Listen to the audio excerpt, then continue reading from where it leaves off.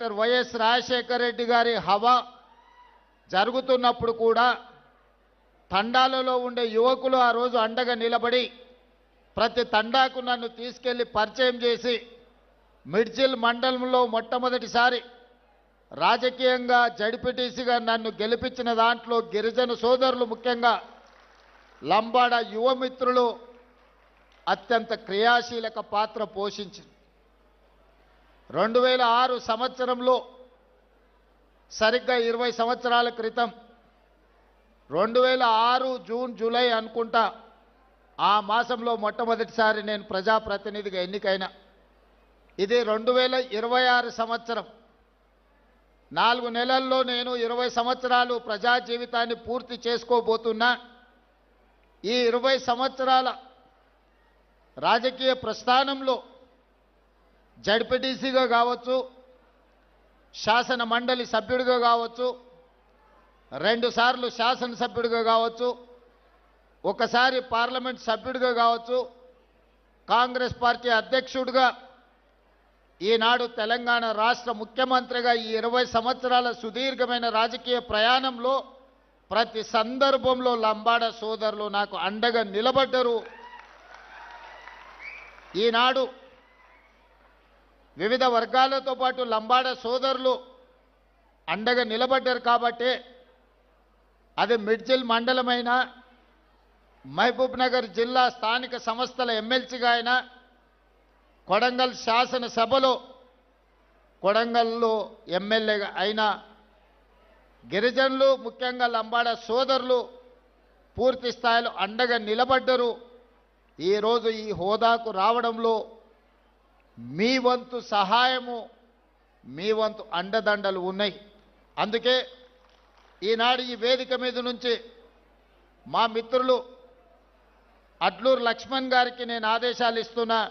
అదేవిధంగా special chief secretary సవ్యసాచ్ Ghosh గారికి నేను ఆదేశాలు ఇస్తున్నా. తెలంగాణ రాష్ట్రంలో ఉన్న అన్ని తండాలకు బీటీ రోడ్లు వెయ్యాలి అని నేను ఆదేశాలు ఇస్తున్నా. ఈనాడు మా లంబాడ యువకులు చైతన్యంతో వివిధ జిల్లాలు, వివిధ రాష్ట్రాలకు వెళ్ళి వ్యాపారాల రూపంలో ఆర్థికంగా ఎదిగినరు. తండాలో ఉన్నవాళ్ళు సైకిల్ మోటార్లు కొనుక్కున్నారు, బయటకు వచ్చిన వాళ్ళు కార్లు కొనుక్కున్నారు. సొంత ఊరికి వెళ్ళాలి అని అంటే వాళ్ళ తండాకి వెళ్ళాలి, తండలో ఉండే వాళ్ళ దాయాదులను కలవాలి అని అంటే వాళ్ళు కొనుక్కున్న సైకిల్ మోటార్ అయినా కార్ అయినా ఆ తండాలకు వెళ్ళలేని పరిస్థితి. వాళ్ళు బయట ఎంత గొప్పగా రాణించినా సొంత ఊరికెళ్ళి సొంత వాళ్ళని కలవాలనుకున్నప్పుడు రహదారులు లేని పరిస్థితి ఈరోజు మన రాష్ట్రంలో ఉంది. అందుకే స్పష్టమైన ప్రణాళికతోని నేను చీఫ్ సెక్రటరీ గారికి ఇన్స్ట్రక్షన్స్ ఇస్తున్నా. ప్రతి తండాలో పాఠశాల ఉండాలి, పాఠశాల భవనానికి మీరు ఏర్పాట్లు చేయండి. దాదాపుగా కొన్ని వేల గ్రామ పంచాయతీలను గత ప్రభుత్వం చేసిన అన్నది, కానీ ఏ గ్రామ పంచాయతీలో గ్రామ పంచాయతీ భవనం లేదు. గ్రామ పంచాయతీ భవనం లేకుండా గ్రామ పంచాయతీ సర్పంచ్ ఎవరైనా గిరిజన సోదరుడే అవుతాడు. అది గూడాలు కావచ్చు, తండాలు కావచ్చు. గ్రామ పంచాయతీ లేకుండా ఏ విధంగా వాళ్ళు పరిపాలనను ముందుకు తీసుకెళ్తారు? అందుకే గిరిజన గ్రామ పంచాయతీలో రాష్ట్రంలో ఎన్నుంటే అన్ని గ్రామ పంచాయతీ భవనాలు నిర్మించడానికి మీరు ప్రణాళికలు సిద్ధం చేయండి. అదేవిధంగా ఈ గూడాలకు, ఈ తండాలకు కనీసం ఒక్కటైనా బీటీ రోడ్డు ఉండాలి. మీకు ఎవరైనా బంధువులు వచ్చినా, మీ పిల్లలకి ఎవరైనా పిల్లని ఇవ్వాల్సి వస్తే పిల్లగాన్ని చూడడానికి రావాలంటే ఊరికి రావడానికి దారి లేకపోతే ఇక పిల్లని ఎవరిస్తారా మీకు? అందుకే ఖచ్చితంగా ప్రతి తండాకు రోడ్డు వేసే ప్రణాళికను ఈరోజు తీసుకోవాలి అని చెప్పి మా ట్రైబల్ సెక్రటరీ గారికి ఆదేశాలు ఇస్తున్నా. ఇదే కాదు, తాగడానికి మంచినీళ్ళు, అవసరమైన నీళ్ళ ట్యాంకులు, మిషన్ భగీరథ మీద 1000 కోట్లు ఖర్చు పెట్టిన ఆదిలాబాద్ ప్రాంతంలో నేను పర్యటన చేసినప్పుడు చాలా తండాలకు, గూడాలకు తాగునీరు ఈ రోజుకు రావడం లేదు. కొన్ని ప్రాంతాలలో కరెంటు కూడా లేదు. ఎందుకంటే ఫారెస్ట్ వాళ్ళు మీకు కరెంటు పోల్స్ వేసి మీ గూడాలకు తండాలకు కరెంటు ఇవ్వనివ్వడం లేదు ఫారెస్ట్ రూల్స్ ప్రకారం. అందుకే అన్ని తండాలలో గూడాలలో కరెంటు లైన్లు వేయడానికి ఎక్కడైతే ఇబ్బంది ఉందో కంప్లీట్గా సోలార్ ద్వారా మీకు కరెంటు ఇచ్చి మీ వ్యవసాయ పంపు సెట్లు సోలార్ పంపు సెట్లు ఇచ్చి మీరు వ్యవసాయం చేసుకోవడానికి అన్ని రకాల ప్రణాళికలను ఈరోజు సిద్ధం చేస్తున్నాం. ముఖ్యంగా పైలట్ ప్రాజెక్టు కింద ఈరోజు అచ్చంపేట శాసనసభ నియోజకవర్గాన్ని మొత్తం తీసుకున్నాం. 40,000 వ్యవసాయ పంపు సెట్లు ఈరోజు సోలార్ పంపు సెట్లు అక్కడ ఉండే రైతాంగానికి ఇవ్వదలుచుకున్నాం. ప్రధానంగా అందులో గిరిజనులకే అత్యధికంగా ఉపయోగం ఉన్నది. అందుకే ఈనాడు మీ సంక్షేమం కోసం, మీ అభివృద్ధి కోసం, మీ భవిష్యత్ ప్రణాళికల కోసం ఈ రాష్ట్ర ప్రభుత్వం పనిచేస్తున్నది. ఇదే కాదు, ఈరోజు మీరు ఆలోచన చెయ్యండి. ఆనాడు తెలంగాణ రాష్ట్రం వచ్చిన తర్వాత 10 సంవత్సరాలు పేదలకు రేషన్ కార్డు ఇవ్వడానికి కూడా ఆ ప్రభుత్వానికి చేతులు రాలే. కానీ నేను బాధ్యత చేపట్టిన తర్వాత పేదవాడి గుర్తింపు, పేదవాడి గౌరవం, పేదవాడి సంక్షేమమే రేషన్ కార్డు. ఆ గుర్తింపు, గౌరవం, సంక్షేమం ఇవ్వాల్సింది ప్రాథమిక బాధ్యత రాష్ట్ర ప్రభుత్వానిదే. అందుకే లక్షలాది రేషన్ కార్డులు పేదవాళ్లకు అందించిన చరిత్ర, అందులో ముఖ్యంగా లంబాడ సోదరులకే అత్యధికంగా ఈరోజు రేషన్ కార్డులు అందుకునే విధంగా ప్రణాళికలు సిద్ధం చేసి వాళ్ళకి ఇచ్చినాం. రేషన్ కార్డు ఇచ్చి వదిలేయలే. ఇంతకుముందు మా బలరాం నాయక్ గారు చెప్పినట్టు ఆనాడు దొడ్డు బియ్యం ఇచ్చేది. దొడ్డు బియ్యం ఇస్తే మా లంబాడ సోదరులు తీసుకెళ్ళి బర్లకు దాన పెట్టేది. ఎన్నడూ వాళ్ళు తిన్న సందర్భమే లేదు. లేకపోతే రేషన్ షాపోడే బయటనే అమ్ముకునేటోడు. అందుకే ఈ విధంగా మాఫియాగా మారి మిల్లర్లు, దళారులు దోసుకుంటున్నారు. పేదవాడు ఆత్మ గౌరవంతో బతకాలి అని అంటే సన్న బియ్యం ఇవ్వాలి అని ఈరోజు తెలంగాణ రాష్ట్రంలో 3,17,00,000 మంది పేదలకు సన్న బియ్యం ప్రతి మనిషికి 6 కిలోల బియ్యం ఇస్తున్నాము.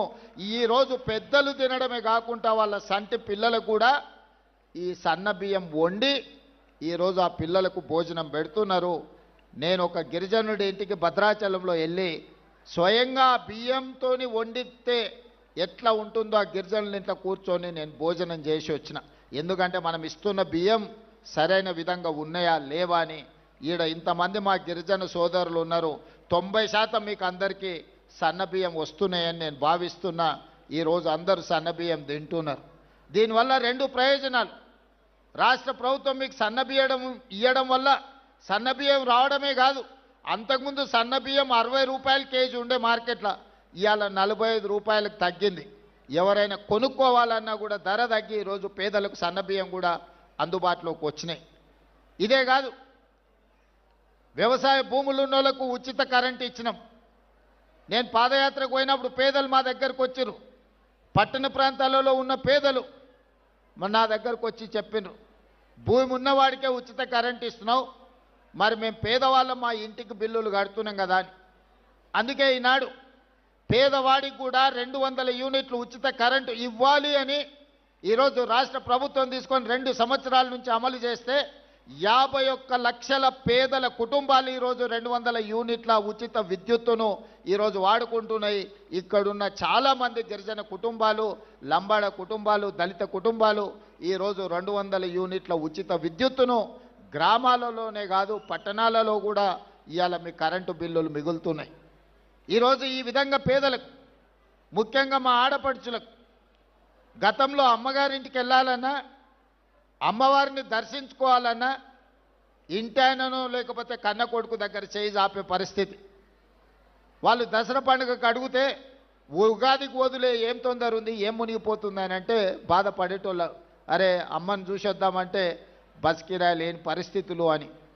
కానీ ఇవాళ ఈ 2 సంవత్సరాల డిసెంబర్ 9, 2023 నాడు మొదలుపెట్టినాం. 2 సంవత్సరాల 2 నెలలు పూర్తయింది. 9,000 కోట్ల రూపాయలు ఈరోజు ఆడపడుచులకు ఆర్టీసీలో ఉచిత బస్సు ప్రయాణానికి రాష్ట్ర ప్రభుత్వం ఖర్చు పెట్టింది. ఇక్కడ ఉన్న మా ఆడపడుచులందరూ, మీరు ఉద్యోగులు కావచ్చు, విద్యార్థులు కావచ్చు, లేదా సామాన్యమైన మహిళా గృహిణులు కావచ్చు, ఎక్కడైనా ఎప్పుడైనా ఎవరైనా ఒక్క రూపాయి బస్ కిరాయి మిమ్మల్ని అడిగినరా? ప్రారంభించిన రోజు నేను చెప్పిన, నేను ఎక్కడికో వెళ్తే ఒక అక్క వచ్చి అయ్యా బస్ ఎక్కితే కిరాయి అడిగితే ఏం చేయాలని, ఏం లేదమ్మా నా ఫోటో జేబులో పెట్టుకో, సూపి మా తమ్ముడు పట్నంలో ఉంటాడు, కిరాయి పైసలు ఆయన ఇస్తాడు తెచ్చుకోపో అని. ఏడ కూడా మీరు చెయ్యి అడ్డం పెట్టే బస్సు ఆపుతున్నారు, మీరు దిగుతున్న కాడ దించుతున్నారు. ఇవాళ కొన్ని కోట్లాది ప్రయాణాలు మా ఆడపడుచులు ఈరోజు ఉచితంగా బస్సు ప్రయాణం చేస్తున్నారు.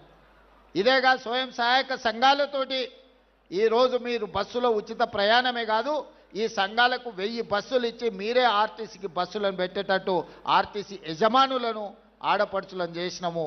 సహాయక సంఘాలలో ఉన్న మహిళలకు ఈరోజు ఉపయోగం అయింది. సోలార్ బిజినెస్ అంటే, సోలార్ విద్యుత్ ఉత్పత్తి అంటే ఒకప్పుడు అదానీ అంబానీల గురించి చర్చించేది. ఈరోజు తెలంగాణలో ఉన్న ఆడపడుచులకు 1000 మెగావాట్ల సోలార్ విద్యుత్ ఉత్పత్తి చేసే వ్యాపారాన్ని ఈరోజు ఆడపడుచులకు అందించినాం. అందులో గిరిజనులకు ప్రధానంగా ప్రయోజనం జరిగింది. ఇదే కాదు, హైటెక్ సిటీ అంటే ఇన్ఫోసిసో, మైక్రోసాఫ్టో, విప్రోనో ఇంకో పెద్ద పెద్ద సాఫ్ట్వేర్ కంపెనీలు అనుకున్నారు. కానీ ఆ పక్కనే 3.5 ఎకరాలు 1000 కోట్ల రూపాయల విలువైన భూమి ఈరోజు మహిళా సంఘాలకు ఇచ్చి ఇందిరా మహిళా శక్తి బజార్ అని చెప్పి ఈరోజు పెద్ద పెద్ద సంస్థలు అక్కడికి వచ్చి వాళ్ళు ఉత్పత్తి చేసే వస్తువులను కొనుక్కోవడానికి ఈరోజు మహిళలకు అందుబాటులోకి తీసుకొచ్చినాం. ఒకటొకటిగా పరిష్కరించుకుంటూ వస్తున్నాం. హాస్టళ్లలో ఆనాడు భోజనం ఏ విధంగా ఉండే, ఈరోజు 40% ఈరోజు మీకు ఛార్జెస్, మెస్ ఛార్జెస్ పెంచి కాస్మెటిక్ ఛార్జెస్ ఆనాడు ఎప్పుడు ఇచ్చేదో కూడా తెలీదు. ఇప్పుడు గ్రీన్ ఛానల్ చేసి 200% కాస్మెటిక్ ఛార్జెస్ 21 సంవత్సరాల తర్వాత ఈ ప్రభుత్వంలో పెంచి మా ఆడపడుచుల కాస్మెటిక్